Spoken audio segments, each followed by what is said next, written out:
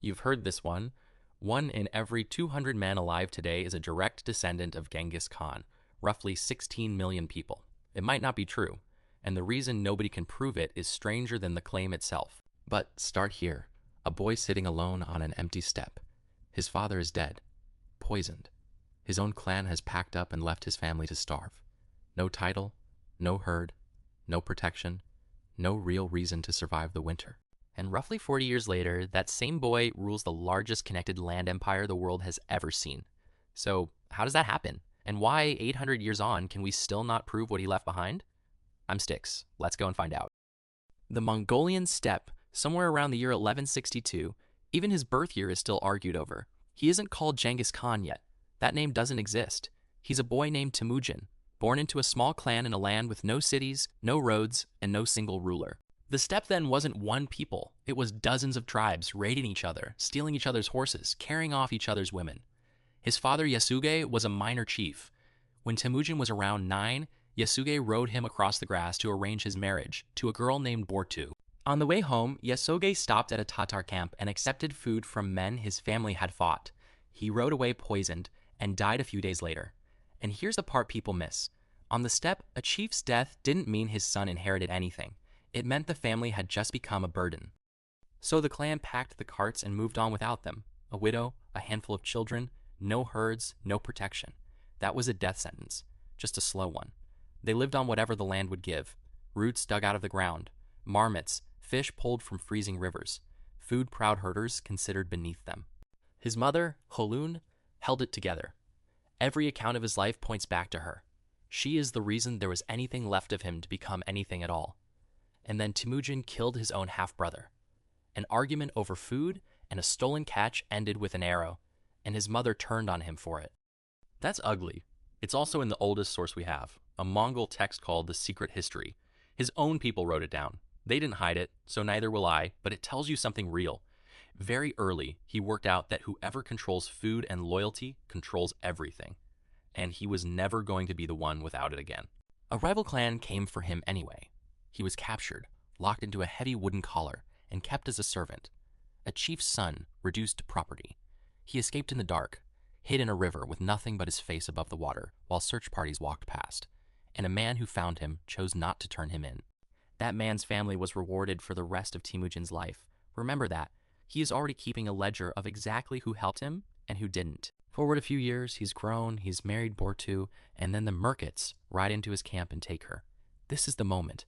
Not a battle, not a conquest. His wife is stolen, and he has almost nobody. So he does the thing that defines the entire rest of his life.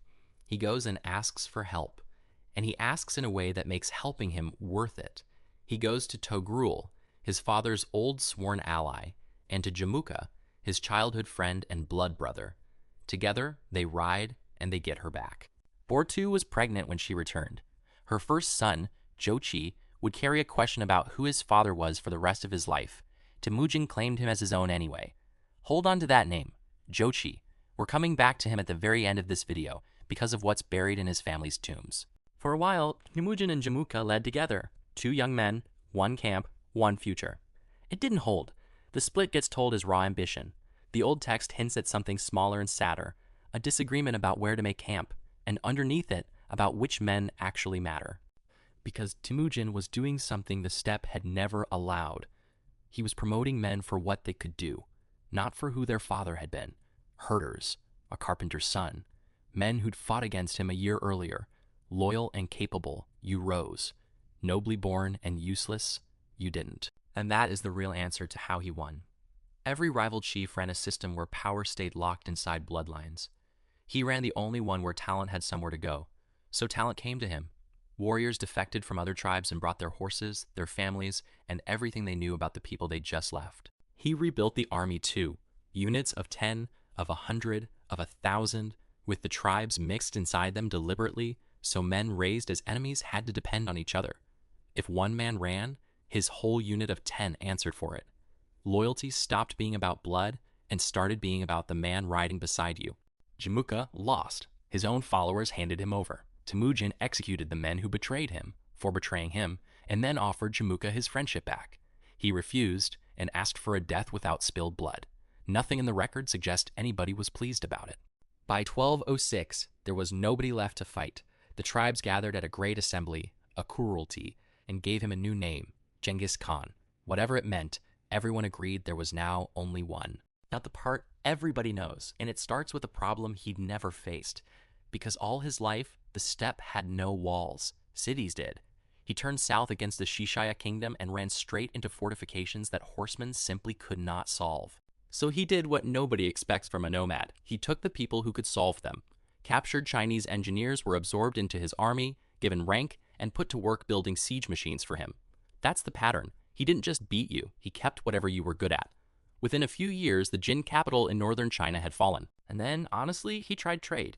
He sent a caravan west to the Khwarezmian Empire, hundreds of merchants, and an offer to open the road between them. A governor in the border city of Otrar seized the caravan, called them spies, and had them killed. Genghis sent envoys, not an army. Envoys demanding the governor be handed over. The Shah had them executed instead. What came next had no restraint left in it at all. He came west with an army that had spent 20 years learning how to break cities, and this time he wasn't interested in tribute. Ohtra, Bukhara, Samarkand, Urgench, Nishapur, and Merv. Some of the wealthiest cities on earth were emptied and left as rubble, and some never fully recovered. The death tolls are genuinely disputed, and the medieval figures are almost certainly inflated, but the archaeology and the irrigation records agree on the direction. Parts of Central Asia lost farmland and population that took centuries to come back. And there was a logic to it which somehow makes it worse. Surrender and you were taxed and left alive. Resist and the city was destroyed completely. And he made certain the next city heard about it. Terror as an administrative tool. It saved him sieges. It cost other people everything. There is no version of this story where that part gets redeemed. But here's what almost nobody tells you, and it's the part that actually changed the world. He had laws written down, a code called the Yasa, covering theft, feuding, hunting, marriage, and the conduct of the army. And it applied to his own nobles and his own family too. He built a relay network across the entire empire called the Yam Relay, stations every few days' ride with fresh horses waiting, so a single messenger could cross thousands of miles at a speed nobody in Europe could match. And he made religious tolerance imperial policy. Buddhists, Muslims, Christians, Taoists, shamans, no forced conversion, and clergy of every faith exempt from tax. Then he secured the road. For the first time in centuries, the Silk Road was safe end to end, and a merchant could cross the whole continent under one set of laws. Silk, paper, gunpowder, printing, mathematics, plague, all of it moved west along roads he made safe. The man who emptied cities also connected the world. Both of those things are true at the same time. That's the honest answer. And anyone giving you only one half of it is selling you something. He died in 1227 on campaign, back in the Shishaya lands where the conquests had started. How he died is genuinely unknown. A fall from a horse, illness, an infected wound. Later writers added far more dramatic versions, and none of them can be verified. And then he vanished, buried in secret somewhere near the Khenti Mountains. Legend says the escort killed everyone who saw the route, that horses trampled the ground flat, and that a river was turned over the site. Whether all of that is literally true, nobody knows. What's certain is that it worked. His sons took the empire and made it even bigger, but the man himself was gone completely, on purpose, and he has never been found. Which brings us back to where we started. 16 million men, 1 in 200. That number comes from a study in 2003, which found a single Y chromosome lineage in roughly 8% of men across a huge stretch of Asia, and worked backwards to him. Except in 2018, a full sequencing study dated that lineage's common ancestor to around 2,600 years ago. That's well over 1,000 years before Genghis Khan was born. The lineage traces to ordinary Mongol people, not to one man. And in 2026, researchers finally got ancient DNA out of elite golden horde tombs in Kazakhstan, Jochi's own dynasty, his direct line. They carried that lineage, but a different branch of it, not the branch that's common in people today. So the most repeated fact about the most famous conqueror in history is, right now, unproven. And the reason we can't settle it is almost poetic. We would need his DNA, and he made sure 800 years ago that nobody would ever find him. A starving boy on an empty steppe became the ruler of the largest land empire the world has ever seen, and then disappeared so completely that we still can't prove what he left behind. I'm Stix. This was Stix Through Time. Follow for more of the human stories behind the history.